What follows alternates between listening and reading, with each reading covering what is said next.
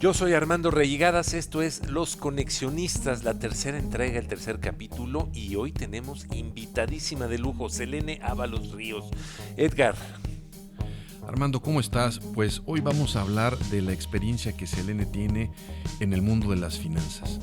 Ella en su larga trayectoria ha encontrado esta clave para poder guiar a las pequeñas y medianas empresas y a los emprendedores sobre todo en qué es lo que tienen que arreglar, qué mecanismos, qué decisiones tienen que tomar para que sus negocios sean exitosos, pero sobre todo Selene nos va a aportar algo muy importante, aquellos intangibles, lo que no necesariamente está en el mundo de las finanzas para que la empresa sea exitosa. Entonces, Selene, bienvenida y muchísimas gracias.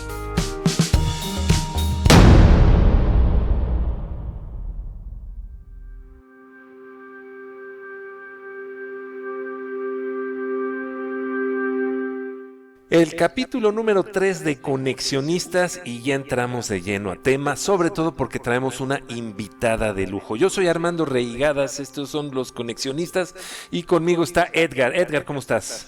¿Qué tal, Armando? ¿Cómo estás? Pues mira, encantados de la vida porque este capítulo tercero es sumamente importante porque básicamente tenemos una madrina de programa, una persona que viene a demostrarnos que la conexión es importante y nos acompaña hoy Selene Ábalos. Ella es una compañera de la maestría, es una mujer metida, que suda, respira, come finanzas, pero además es una mujer muy completa y muy interesante.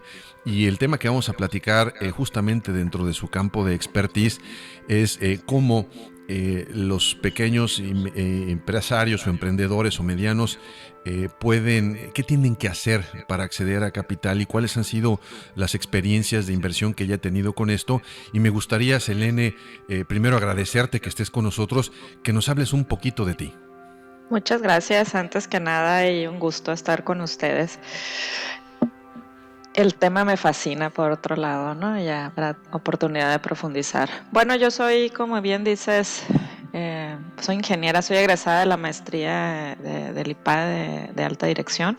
Soy ingeniera industrial. Las cosas típicas que se pueden platicar es que he estado estudiando prácticamente toda mi vida. Maestrías, diplomados, cursos.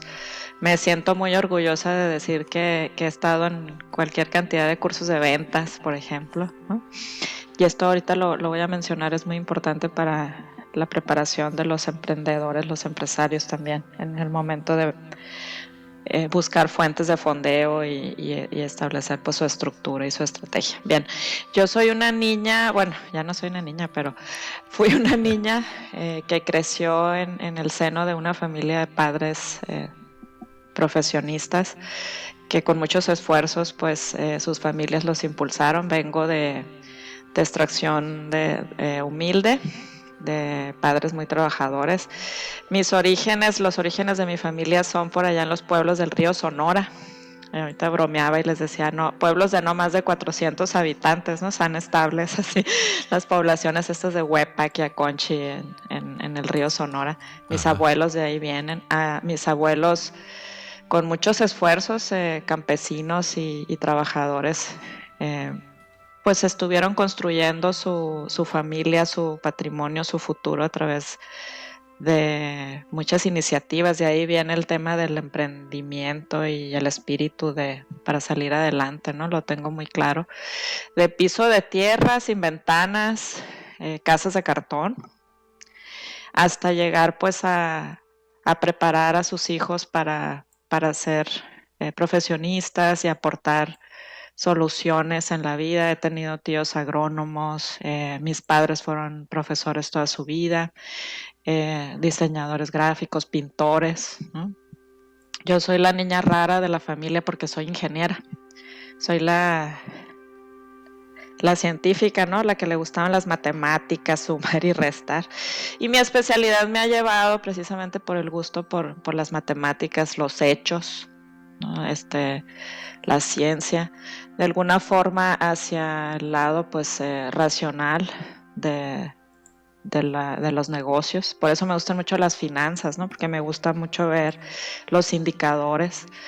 Me fui preparando en el ámbito operativo y posteriormente precisamente porque la ingeniería industrial te forma en eso, ¿no? En procesos, en temas de optimización de operaciones. Y después fui encontrándole gusto a la lectura, a la interpretación de los indicadores, y eso me llevó a entender y trabajar mucho más en estrategia, y eso, una cosa fue llevando a la otra, me fui preparando.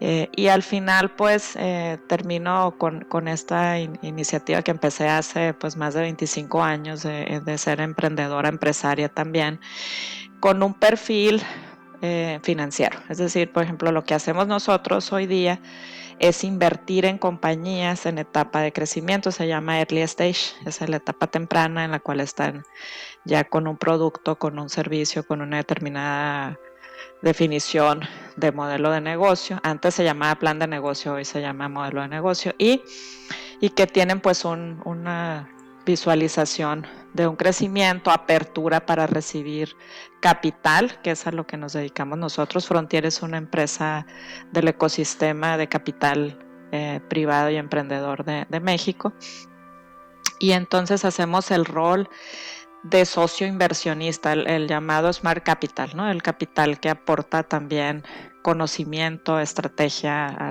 a las empresas. Esa soy Selene. Bueno, soy mamá de 2 hijos, y bueno, tengo ahí otros detalles que les iré descubriendo en el curso de la plática. Wow, qué barbaridad, ¿no? Pues ya vamos a cerrar el changarro, Armando, vámonos. No. Oye, Selene, Sí. mira, como parte de este programa nos interesa mucho conocer, a partir de tu experiencia, en toda la experiencia que tienes cuando de alguna manera intervienes o tienes contacto con estas empresas en su etapa early stage, como mencionas, y sobre todo para nuestros amigos emprendedores que nos escuchan y la red con la cual vamos a conectar, ¿cuáles son los errores más comunes que te encuentras? Es decir, cuando intervienes una empresa, ¿qué es aquello que se repite y que tú dices, por favor, no hagan esto, porque si no, no van a ser exitosos, o si no, no van a acceder al capital, a la inversión? ¿Qué nos podrías decir? Claro que sí. Bueno, yo creo que la parte, hay que comprender primero este proceso de cuando el emprendedor se convierte en empresario. Está tratando de encontrar la fórmula para generar ingresos y beneficios de una manera estable. Entonces, hay muchos cambios que se van dando, debe de estar tomando muchas decisiones, como por ejemplo la configuración de su equipo, el tema de cómo mantener cierto orden y disciplina al interior de la empresa, y eso hace la velocidad con la que se van dando los cambios y su enfoque, digamos, a resolver los problemas más apremiantes de la empresa, hace que se vayan dejando de lado cierto orden, transparencia, que se traduce en falta de transparencia en la información de la compañía. Yo pienso que el principal problema que tienen por lo mismo los emprendedores y los empresarios para accesar fuentes de financiamiento, de fondeo, incluyendo capital, es que no tienen ordenada la información. Fíjense, mi percepción es que, y estoy convencida de ello, es que hay más dinero que proyectos listos para recibir el dinero. Porque en la medida que una empresa va estableciendo sus prioridades en cuanto al orden y disciplina que deben de mantener internamente, y esto cubre todo, ¿no? Cubre la parte de planeación operativa, financiera, fiscal, laboral, los reportes de empresa, que el director tenga una estructura a la que se le pueda dar un seguimiento. Todo esto es en una medida muy básica, las empresas lo tienen, pero para recibir, accesar recursos externos es importante pues presentar esa información, interactuar con terceros, ya sea bancos o inversionistas. Entonces, creo que teniendo una empresa que genera flujos, que tiene un buen producto, un buen servicio, un potencial de mercado, un equipo, lo que yo me encuentro es que la principal carencia pues es de estructura, orden, y eso se refleja en transparencia. Aquí me gustaría hacerte yo la pregunta. Me llamó muchísimo la atención esto que acabas de decir, más dinero que proyectos para recibir el dinero. O sea, quiere decir que aquí lo que estamos fallando somos o son las personas que en un momento dado se autonombran empresarios, ¿no? Yo tengo una idea. Sí. Soy una persona que pues nunca me he dedicado a un negocio, a lo mejor soy empleado, a lo mejor soy trabajador, a lo mejor, etcétera, ¿no? Pero quiero hacer mi propio negocio, quiero emprender. ¿Qué puedo hacer yo para reunir estas condiciones que tú comentabas, o esta estructura, este plan de negocio, este plan a futuro, necesito tanto porque voy a decir, ¿qué necesito hacer yo? Pues un cuate que está, te digo, perdido prácticamente para lograr ese dinero. Bueno, hay etapas, ¿no? Ahorita mencionaba yo la etapa temprana de la empresa, ya cuando encontraste un producto y un servicio que es eh, que es deseado, que lo va a comprar un cliente que está dispuesto a pagar un precio por él y que ya tienes una forma de entregarlo vamos a decir, al mercado. Antes de eso está la etapa, vamos a decir, de startup, ¿no? El inicio. Vamos a hablar un poco de la etapa de startup. Nosotros también manejamos esquemas de inversión de ángel. Ángel es cuando tú tienes una idea y yo te ayudo a que tengas un periodo, vamos a decir, razonable, para que no te preocupes por otra cosa más que plasmar en blanco y negro la idea para presentar eso como un proyecto, ¿sí? De la idea hay que pasar a un proyecto. El proyecto lo que busca al final es también recibir recursos, ya sea de los propios ahorros del emprendedor, pero también pues de familia, amigos. Por eso esa etapa se llama etapa inicial, y la etapa inicial normalmente está financiada con recursos propios y de friends, family and fools, dicen, ¿no? Gente que cree en eso y que tiene la idea de que puede participar en los beneficios más adelante cuando ya se esté generando dinero. En esa etapa de emprendimiento, el startup, el proceso más difícil es llegar a concretar un proyecto que tenga viabilidad, ¿no? Por eso es esta irrupción, vamos a decir, a nivel mundial del concepto de Lean Startup, que significa un emprendimiento eficiente, o sea, una prueba eficiente, de tal manera que no te pases tantos meses tratando de encontrar la fórmula del éxito ahí, ¿no? Entonces, prueba y error a medida que puedas ir palpando lo que el cliente está buscando y necesitando. Esa etapa, cuando nosotros la vemos en el emprendedor, en particular empezar de cero, Armando, es una etapa donde hay que manejar mucho la frustración. Es por eso que te digo, como están tratando de resolver la ecuación, documentan muy poco, ¿no? Establecen pocas pues condiciones, vamos a decir, para que el equipo esté trabajando enfocado en encontrar la respuesta. Y cosas básicas en ese momento es la documentación, o sea, hasta los errores valen, son oro, ¿sí? ¿Por qué? Porque encontraste la forma de no hacerlo. Ya documentando todo eso encuentras que la experiencia es válida. Pero también, ¿sabes qué es importante? Es importante tu código de ética, la definición de tu propósito.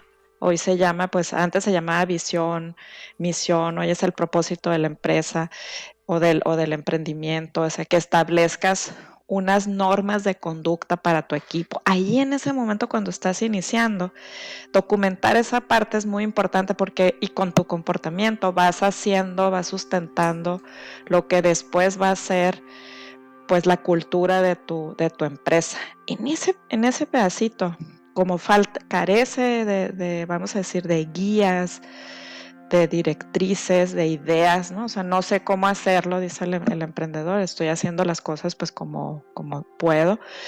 Cuando no se documentan y pasan después, esa es la etapa inicial, y entonces pasan después a recibir recursos. El recurso es posible que sea mal utilizado, o sea, en el sentido de que no se enfocó el recurso en donde se debía, que sea pues en algunos casos incluso que la gente lo esté usando indebidamente, o sea, que se lo esté robando, ¿no?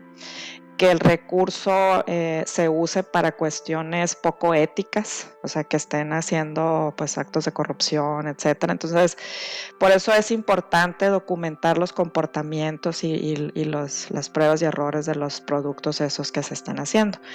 Me regreso a tu pregunta para cerrar. ¿Qué debería de estar haciendo?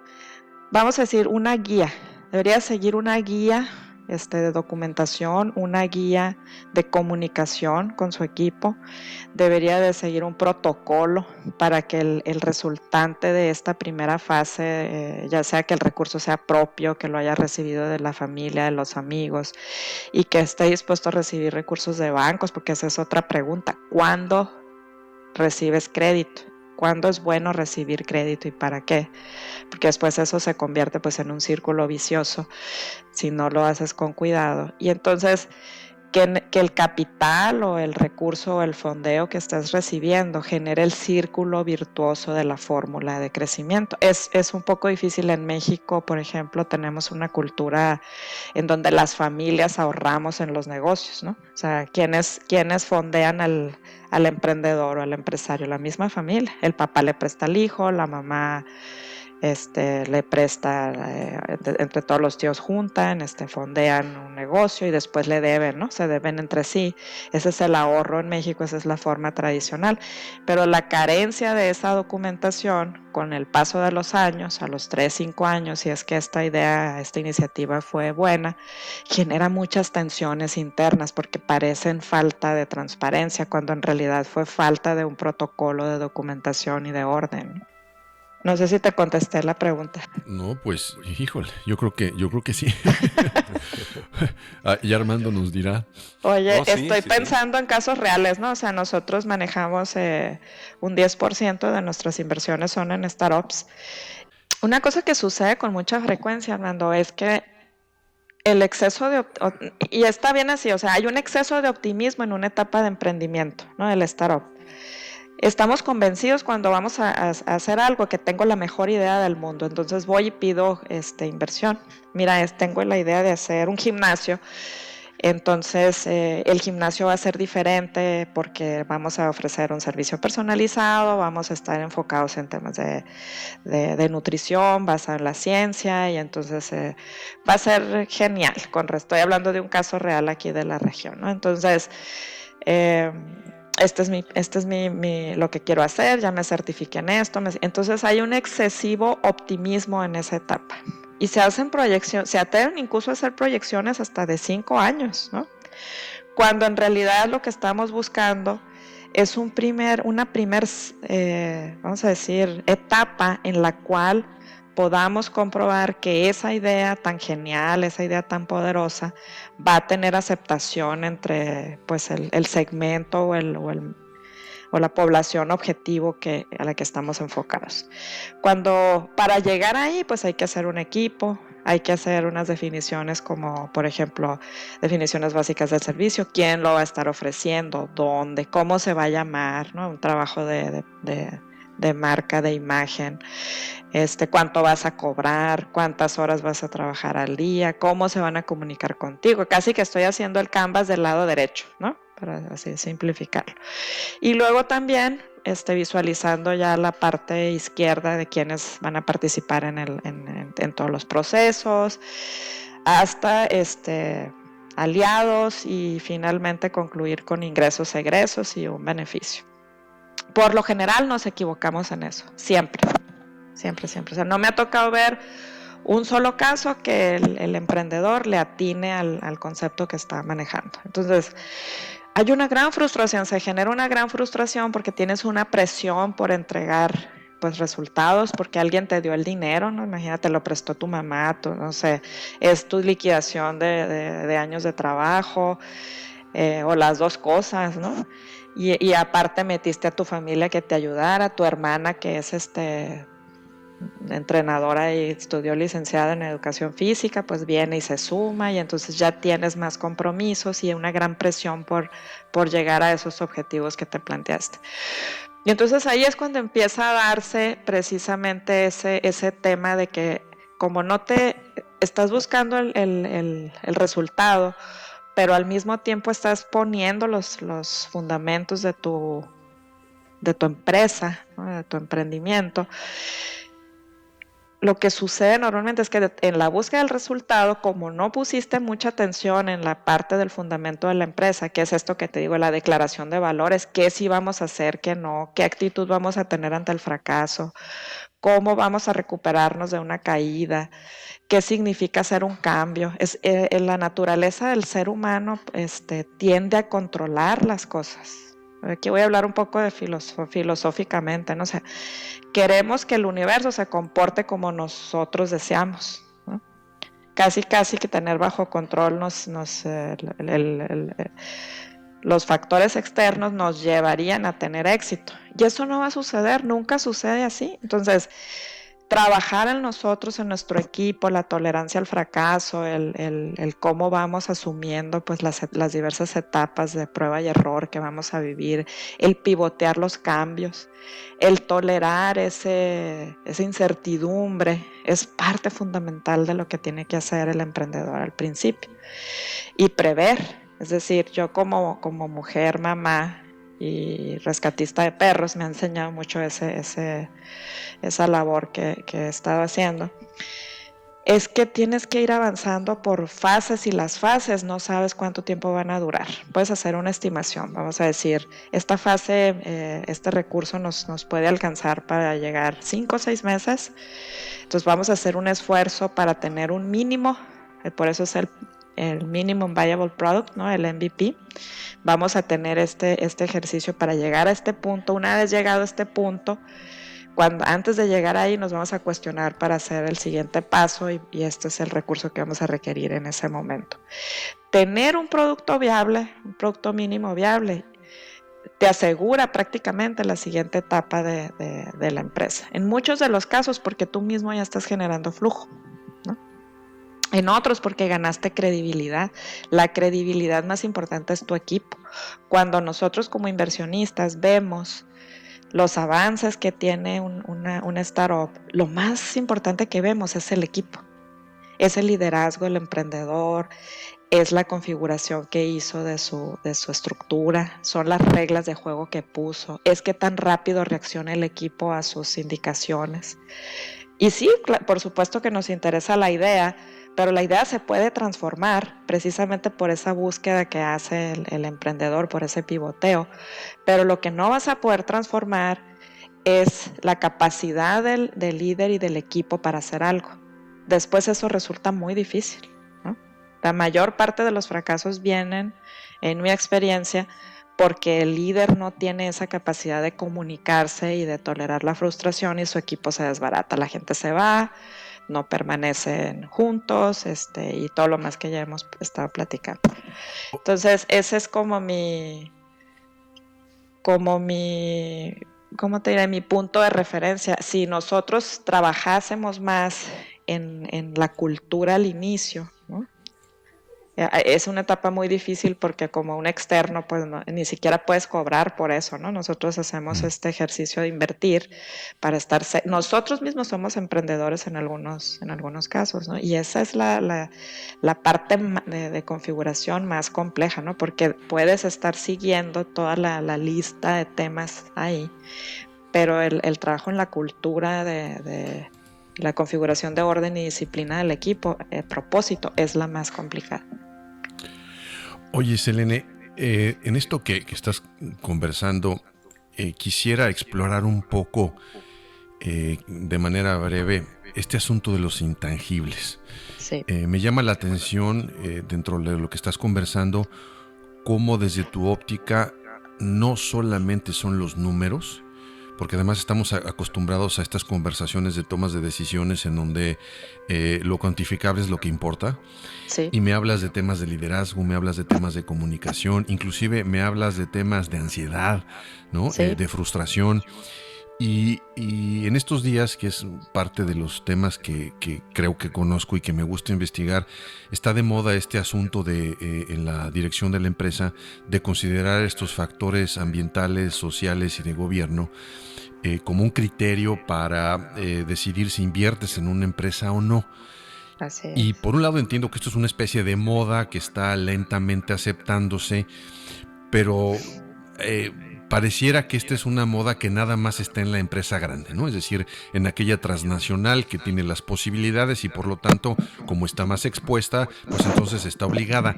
En tu experiencia, dos preguntas muy breve. Primera, ¿cómo consideras tú estos intangibles a la hora de evaluar si el proyecto es viable o si te gustaría invertir en él? Y segundo, ¿cómo encuentras el estado de la pequeña y la mediana empresa en relación con esto? Porque me temo que hay empresas que ni siquiera están enteradas de que esto existe y que van a ser empezar evaluadas con criterios intangibles. ¿Qué opinión tienes? Bueno, antes que nada creo que bien lo dices, puede ser que haya empezado como una moda. Yo creo que esto llega para quedarse, nos va transformando ya globalmente y tal vez esto sea de lo global a lo particular, ¿no? No de lo particular a lo general. Y nos hace más conscientes como personas primero. Ahorita este tema, por ejemplo, de la pandemia de coronavirus nos hace reflexionar mucho sobre el tema de la socialización, número uno, la globalización. Número dos, sobre las modalidades de trabajo en las empresas, que al final del día va a llevar a productividad, ¿no? El uso de las herramientas, la tecnología, esquemas que te dan flexibilidad y que te permiten que siga la operación a pesar de que físicamente no tengan contacto tan intensivo, vamos a decir, entre sí. Y también cómo esta gran aldea que somos, o sea, los 130 millones de mexicanos o los más de 7,000 millones de personas en el mundo, colaboramos entre nosotros para hacer que este mundo, pues, la Tierra, ¿no? Este planeta sea sostenible. Entonces, creo que eso llegó para quedarse. Todo el rollo mío es para decir, vaya, aunque no estuviera de moda, ya va a ser parte de nuestra vida, ¿no? Y eso definitivamente es producto, lo platicábamos previamente, es producto del acceso a los medios de comunicación, de que la tecnología con el Internet nos facilitó la información a todos nosotros, la tenemos disponible, somos muy sensibles a los temas ecológicos, ¿no? De ambiente. Esta fotografía que circuló o el video que circuló con la tortuga con el popote en la nariz hizo más que cualquier artículo de ciencia, ¿no? O videos ambientalistas que se hayan hecho. Se viralizó y nos enfrentó a la realidad de que debemos hacernos cargo de nuestros desechos, ¿no?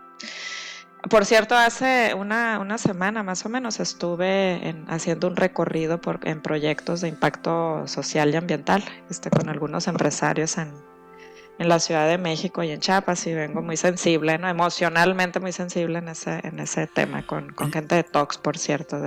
Ya los conozco bien. Déjame, Sí. déjame interrumpirte un poquito y, eh, y, este, y hacerte una pregunta quizás más retadora.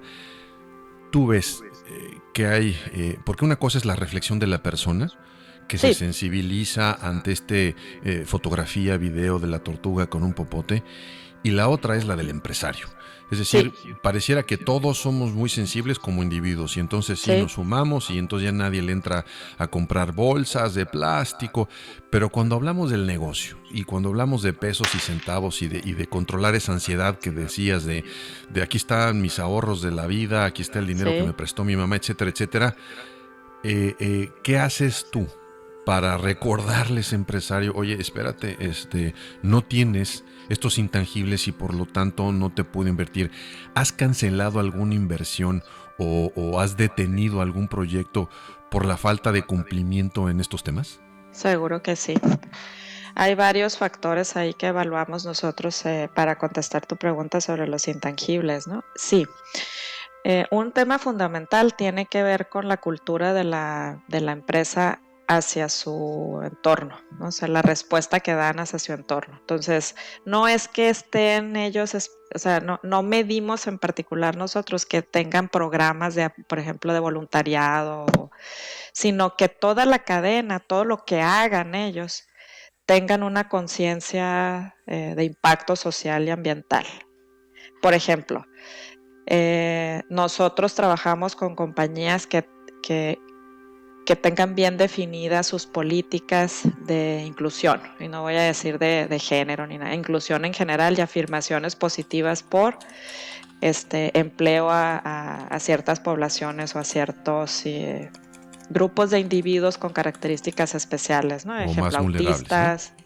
¿Perdón? O más vulnerables. Exacto, autistas, Ok. por decir un ejemplo, ¿no? Personas autistas, personas discapacitadas, mujeres en gerencias o direcciones. Yo en lo personal estoy convencida que no es nada más el número de mujeres que trabajan en una empresa, sino las mujeres que estén tomando decisiones junto con los hombres, ¿no? Esa es una. La otra parte es el tema ante la corrupción, la actitud de la empresa hacia la corrupción. Cuando empezamos a hacer las evaluaciones y vemos, por ejemplo, si se están manejando ciertos acuerdos que no son tan transparentes con gobierno o con aliados en la cadena o partes relacionadas que no están debidamente protocolizadas y autorizadas por consejos, eso lo evitamos, ¿no? O sea, sí en nuestra evaluación, en nuestro índice de evaluación, sí lo consideramos una parte muy importante. El tema de pagar impuestos, ¿no? Vamos directamente a saber que las personas están remuneradas, que por ejemplo eso es cuando estás empezando un negocio, y me regreso a estas circunstancias, ¿no? En donde todo es agresivo contra el emprendedor, en esa etapa temprana, en esa etapa inicial, porque resulta que no le alcanza el dinero. Entonces, ¿qué hacen? No le alcanza el dinero por todas estas circunstancias que estamos diciendo. Pero una de las cosas que normalmente se hace es que a los empleados no se les pagan sus prestaciones sociales, ¿no? O se les paga en efectivo o con modalidades que no están contribuyendo pues fiscalmente, y en ese sentido se convierte después en una costumbre. Y el modelo de negocio al final lleva ese vicio, ¿no? O sea, pagarle al empleado una parte en efectivo o estar manejando esquemas de outsourcing para no traer la carga completa de social, que al principio tal vez es entendible, aunque no justificable, porque no alcanzan los recursos en esa etapa, pero también se traducen en una cultura posteriormente. No se dan cuenta que eso termina siendo parte del modus operandi de la empresa. Entonces, vamos y revisamos eso y evitamos los acuerdos que hacemos nosotros es evitar trabajar con compañías que no tengan muy clara esa responsabilidad. Ahí se ve la responsabilidad también. Qué importante esto que estás diciendo. Importantísimo, realmente. Y fíjate que, y como última pregunta me gustaría decirte, acabas de tocar un tema que a mí se me hace muy, muy importante, y es el tema de la mujer emprendedora. ¿Cómo ves tú a las mujeres sobre todo en México, mexicanas? Tenemos ya una masa crítica, están apenas pensando que pueden. ¿Cómo ves tú el papel de la mujer en todo este tema? Bueno, veo dos caras de la moneda. Ahorita que te decía, la tendencia es que nos cambia la cultura, nos está haciendo más conscientes a todos, ¿no? Entonces, sí, las mujeres estamos tomando más iniciativa, eso es una realidad. Y nos estamos creyendo que sí podemos. Entonces, esa es ya una gran fuerza, digamos. Ahora, la realidad nos enfrenta a que las mujeres emprendedoras pues tienen un reto muy grande, ¿no? En México he estado leyendo algunas estadísticas ahí relevantes en el sentido de que nada más el 20% de los emprendedores en México son mujeres. Y eso es... 20%, bueno, y de las mujeres la mayoría son solteras. Las mujeres emprendedoras la mayoría son solteras. Y son entre los dos géneros las que tienen mayor preparación. Sin embargo, son las que de alguna manera tienen menos nivel de tecnología, ¿cómo podemos decir eso? El índice tecnológico de sus empresas es menor, sus emprendimientos van más en temas de servicios y comercio, que son poco complejos, que tienen menos empleados, ¿no? Entonces vemos ahí un reto vamos a decir, de preparación en el sentido empresarial para que su atrevimiento en materia de emprender sea más complejo. Cuando estas mujeres accesan el financiamiento, son mujeres que son muy cumplidoras. O sea, tienen una vocación por la estructura, por el orden. Parece que a las mujeres se nos reconoce mucho ese tema, ¿no? Sin embargo, tenemos esta situación, pues, de que las mujeres tienen ese nivel, vamos a decir, de tecnología bajo. Ahora, ahorita me preguntabas, oye, ¿cómo ves a las pymes en relación con los intangibles?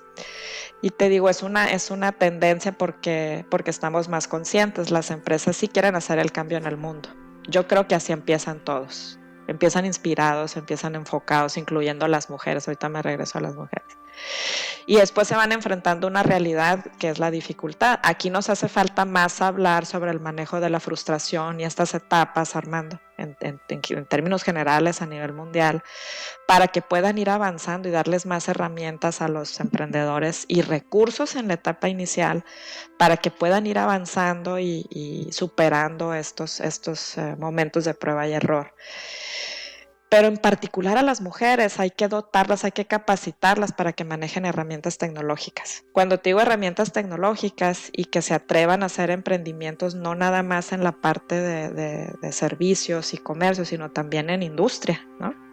En transformación, en tecnología, o sea, la incidencia de la mujer en esos emprendimientos que por otro lado son los que tienen una capacidad de escalarse, de replicarse más alta.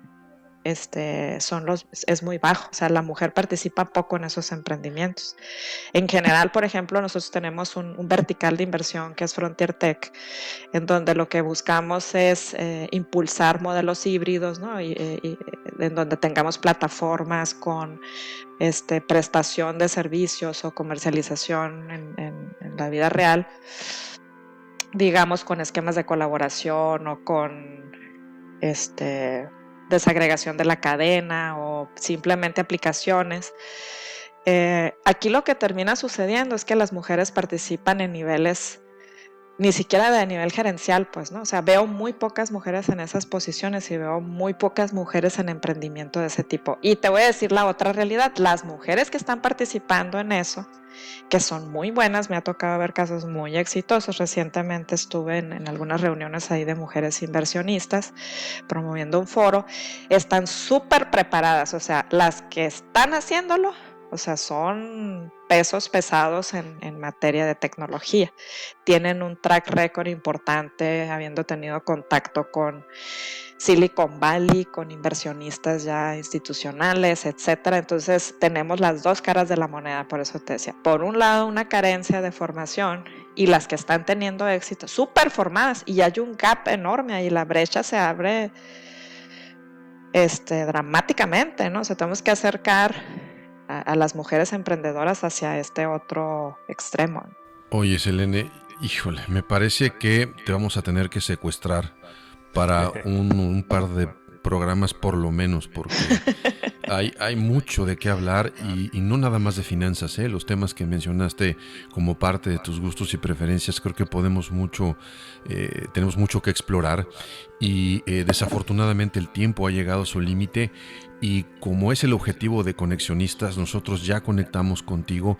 Nos gustaría que quien nos escucha también conecte contigo y que tú a su vez puedas conectar con más personas. En este sentido, y para cerrar, pues te agradezco muchísimo de veras todo lo que nos acabas de regalar.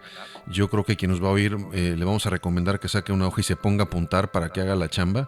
Ya les regalaste una consultoría de media hora, de 40 minutos. ¿Cómo te contactamos? O sea, ¿cómo alguien que esté interesado te contacta? ¿A través de qué medio? ¿Cómo se te localiza? Bueno, yo tengo páginas activas en Facebook, por ejemplo, para contactarme por negocios o en la vía, prácticamente mi forma de comunicación es esa, no he abierto otras fuentes. Y mi correo es ln.avalos@frontier.mx, y mi página pues es mi nombre, ¿no? Muy bien. F. Selene Ábalos, a sus órdenes, tanto de negocios como la parte pues de interacción social diaria, ¿no? Pues no se diga más, Armando. No se diga más y sobre todo muy pendiente, ya estaba apuntando aquí los datos porque tenerlos aquí a la mano, pero sí, Selena, quiero agradecerte, la verdad, interesantísimo, como dice Edgar, nos gustaría regresar a algunos temas, eso de la frustración me llamó mucho la atención porque pues yo también he tenido mi etapa de emprendedor y la frustración fue algo que yo jamás me imaginé que iba a estar por allá, ¿no? La cuestión de las mujeres me gustaría adentrarme todavía más, lo que comentabas, en estructura, etcétera, etcétera. Finanzas, que es importantísimo, que es lo que la gente nunca piensa realmente, la importancia que puede tener el tipo de financiamiento, cómo lograrlo, cómo hacerlo. Vaya, la agenda es grandísima y sí nos gustaría retomar otros. Pero mientras tanto, pues agradecerte tus palabras y sobre todo dejarte constancia de que las puertas de Conexionistas están abiertas para ti para el momento que tú quieras, ¿no? Muchas gracias, igual de este lado, a sus órdenes. Se me hace un poco complejo así porque tengo una estructura mental, ¿no? Pero déjenme decirles, a mí mi experiencia ahorita estoy trabajando también como consejera independiente, ¿no? Ajá. Y entonces había limitado un poco mi actuación después de tantos años de trabajar directamente pues en temas de empresa, ¿no? O sea, de la alta dirección de empresas y el crecimiento con recursos de mercado de valores y todo esto. Es un trabajo bajo presión muy fuerte. Lo entiendo perfectamente, o sea, entiendo muy bien el reto del empresario cuando está enfrentando pues sus procesos de crecimiento y los dilemas, las disyuntivas a las que le da cara de día a día. Y encuentro, ahora que estoy trabajando con empresas pymes y con emprendimientos, que este tema de la frustración es un común denominador entre todos. O sea, casi que el manejo de los errores, de los fracasos, el manejo de la comunicación, de integración del equipo, el tema de como ser humano, como ser humano el director o el empresario se enfrenta a esta situación entre elegir el beneficio económico o el impacto social, a veces no están juntos, ¿no? Imagínate, mucha de mi carrera la he hecho en materia de vivienda de interés social, ¿no? Así se llama en México. Ajá. Y en vivienda de interés social siempre estás buscando el balance entre obtener un retorno adecuado y hacerle frente pues a la demanda de un espacio digno para las familias, tanto en la casa como en el desarrollo urbano.